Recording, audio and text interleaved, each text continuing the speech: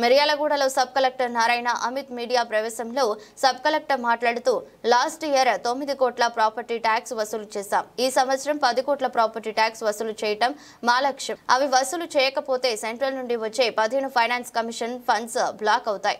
ఇప్పటి వరకు 7 కోట్ల కలెక్షన్ అయ్యాయి. ఇంకా 3 కోట్లు రావాలి.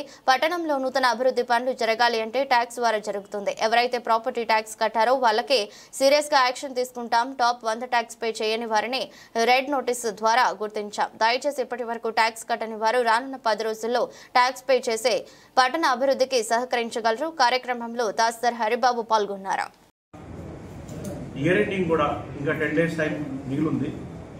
ఇప్పుడు ఒక క్రూషియల్ సబ్జెక్ట్ మీద చాలా ఇంపార్టెంట్ సబ్జెక్టు ప్రాపర్టీ ట్యాక్స్ సంబంధించి ఇంటి పన్ను, హౌస్ ట్యాక్స్, ప్రాపర్టీ ట్యాక్స్ ఆ సబ్జెక్ట్ మీద మన మిర్యాలగూడ ప్రజలందరికీ కూడా చాలా ఇంపార్టెంట్ విషయం తెలియజేయడం జరుగుతుంది. మన మున్సిపాలిటీలో ఏ అభివృద్ధి కార్యక్రమాలు ఇప్పుడు మనం చేయాలనుకుంటే దానికి ఫండ్స్ కావాలి. ఫండ్స్ ఎక్కడి నుంచి వస్తాయి? మనకి సెంట్రల్ నుంచి రావచ్చు, స్టేట్ నుంచి రావచ్చు, గ్రాంట్స్ రూపంలో రావచ్చు, మన own local source primarily property tax నుంచి వస్తాయి. సో ప్రాపర్టీ ట్యాక్స్ అనేది మనకి మోస్ట్ క్రూషియల్. అది మన జనరల్ ఫండ్లో పడుతుంది. మన లోకల్ డెవలప్మెంట్ నీడ్స్ బట్టి అది కూడా యూజ్ చేసుకోవచ్చు. అది only council approval, special officer approval తీసుకొని అప్లై చేయడం జరుగుతుంది. కాబట్టి మనకి ఫ్లెక్సిబిలిటీ బాగా ఎక్కువ ఉంటుంది మన నీడ్స్ బట్టి యూజ్ చేసుకోవడానికి.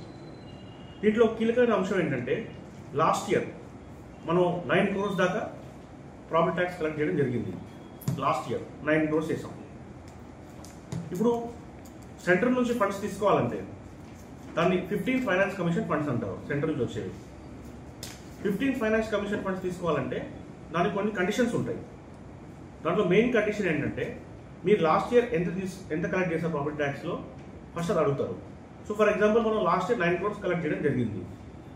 దానికంటే మీరు 10% ఇయర్ ఎక్కువ చేయాలని కండిషన్ పెడతారు. సో 9 crores-కి 10% ఎక్కువ అంటే 9.9 crores, అరౌండ్ 10 crores కలెక్ట్ చేయాలి ఇయర్. లాస్ట్ ఇయర్ 9 చేసాం, ఇయర్ 10 చేయాలి. ఈ 10 మాత్రం మనం ప్రాపర్టీ ట్యాక్స్లో కలెక్ట్ చేయకపోతే ఏవైతే సెంట్రల్ నుంచి వచ్చే 15 ఫైనాన్స్ కమిషన్ ఫండ్స్ ఉంటాయో అవన్నీ కూడా బ్లాక్ అవుతాయి. మున్సిపాలిటీ ప్రాపర్గా రన్ అవుతుంటే సెంట్రల్ గవర్నమెంట్ నుంచి కొంచెం ఫండ్స్ వచ్చే స్కోప్ ఉంటుంది. సో ఈసారి మనం 10 crores కలెక్ట్ చేయకపోతే 15 ఫైనాన్స్ కమిషన్ ఫండ్స్ ఏవైతే ఉన్నాయో అవన్నీ కూడా బ్లాక్ అవుతాయి. ప్రస్తుతం ఈ ఇయర్లో మనం 7 crores కలెక్ట్ చేయడం జరిగింది. సో 7 crores కలెక్ట్ చేసాం. మన టార్గెట్ వచ్చి 10, 15 ఫైనాన్స్ కమిషన్ ఫండ్స్ తీసుకురావడానికి. సో ఆ గ్యాప్ 3 crores ఏవైతే ఉందో గ్యాప్ 3 crores ఉంది. ఆ 3 crores కూడా మనం నెక్స్ట్ 10 daysలో అచీవ్ చేయాలి. 3 crores 10 daysలో అచీవ్ చేయాలంటే మనకి డైలీ 30 lakhs వరకు కలెక్ట్ చేయాలి ప్రాపర్టీ ట్యాక్స్. నేను ఇంత వివరణ చేసి ఎందుకు చెప్తున్నా అంటే ప్రజలకు కూడా అవగాహన ఉండాలి ఇష్యూస్ మీద. ఎందుకు ప్రాపర్టీ ట్యాక్స్ ఇంపార్టెంట్? ఫస్ట్ ఎందుకు ఇంపార్టెంట్ అంటే మన దగ్గర ఉంటుంది ఆ ఫండ్, ఎక్కడ పైన పంపించేది లేదు. సెకండ్, ఫ్లెక్సిబిలిటీ ఉంటుంది. మనం ఏం పర్పస్, రోడ్ వాడుకోవచ్చు, బిల్డింగ్ వాడుకోవచ్చు, గ్రీనరీకి వాడుకోవచ్చు, మనకు ఆ ఫ్లెక్సిబిలిటీ ఉంది. ఇది సెకండ్ పాయింట్. మూడో పాయింట్ ఏంటి? అది కలెక్ట్ చేయకపోతే మనకి సెంటర్ నుంచి వచ్చే 15 ఫైనాన్స్ కమిషన్ ఫండ్స్ కూడా అయిపోతాయి. సో అది అయిపోతే దాదాపు మనకి 5 to 10 crores లాస్ అవుతుంది మన మిర్యాలగూడ మున్సిపాలిటీకి. ఇవన్నీ విషయాలు ప్రజలకు తెలియాలి. ఎందుకు మన ప్రాపర్టీ ట్యాక్స్ మీద ఇంత కమిషనర్ గారైనా, మన రెవెన్యూ ఆఫీసర్ గారైనా, బిల్ కలెక్టర్స్, రెవెన్యూ ఇన్స్పెక్టర్స్, మున్సిపాలిటీలో ఉన్న వాళ్ళందరూ ఎందుకు ఇంత ప్రెషర్ పెడతారు?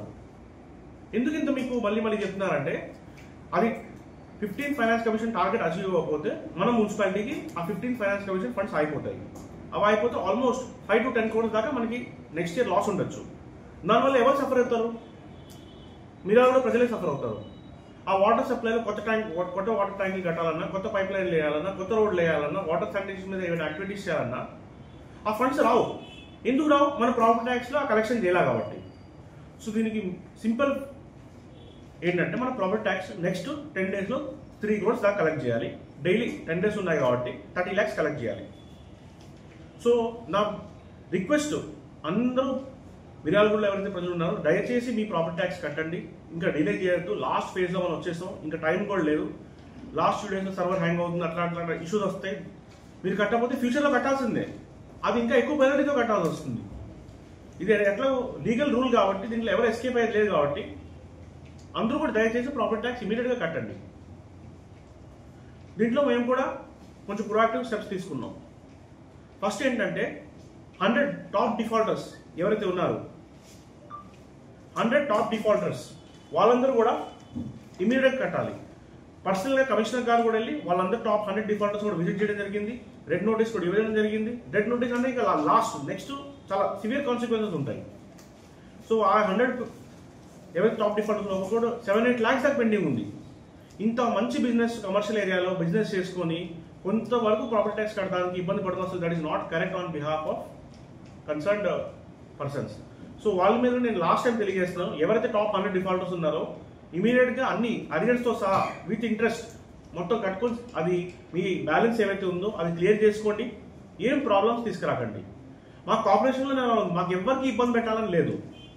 ఎవ్వరు మేము అసలు ఎవరిని టార్గెట్ కూడా చేయాలి. వాస్తవం చెప్తే మాకు అందరితో కార్పొరేషన్లో ఇది యాక్టివిటీ కంప్లీట్ చేయాలని ఉంది.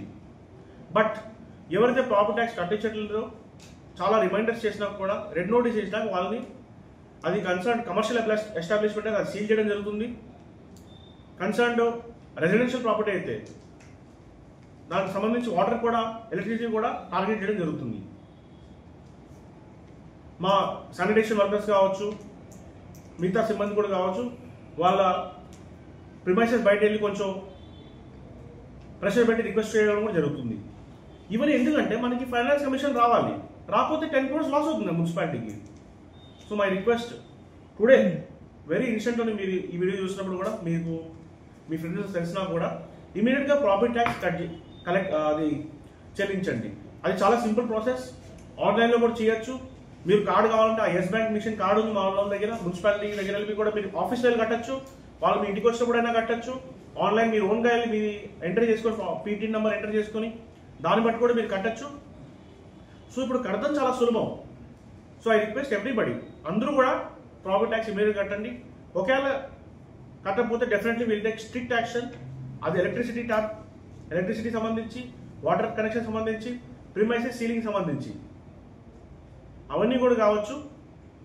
ఎవరికి కూడా ఎగ్జిబిషన్ ఉండదు. నేను టాప్ 100 పర్సన్స్ లిస్ట్ కూడా నా దగ్గర ఉంది. ఈరోజు 1 o'clock కూడా నేను కమిషనర్ గారు, పోలీస్ పీపుల్, పంచాయతీరాజ్ అందరూ వ్యవస్థ, మన ఎంఆర్ఓస్, ఎలక్ట్రిసిటీ వాళ్ళు, వాటర్ సప్లై అందరూ కూడా రెడీ ఉన్నాం. 4,65,000. మిస్టర్ వెంకటేశ్వర్, మీరు ఎవరి మీద నోటెడ్ పర్సన్ నాకు చెప్పండి. Mister Venkateswara Swamy, M Somanna, Engurthi Panduga Rangachari, M Yadagiri Reddy, Jonnalagadda Anitha, M Suryanarayana, సోమోజీ,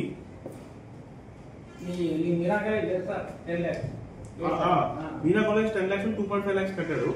and ఇంకా Siddiqia Begum, holder of premises, Kutula Rambabu, Syed Khaja, Eppuri Nageswara Rao, Gadagoju Srihari, Miryalaguda function hall, వీళ్ళు తెలిసిన వాళ్ళ, మహబూబ్ అలీ,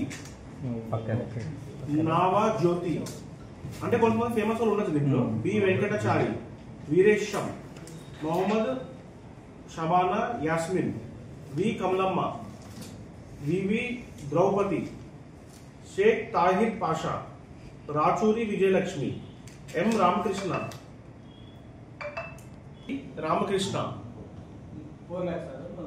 ఎవరిది, జి కిషన్, సాయి బాలాజీ టవర్స్, ఎక్కడుంది, others, Reliance petrol bunk, boiled and modern rice mill, Anireddy Vasudha Reddy, Raghava picture palace, Ankita,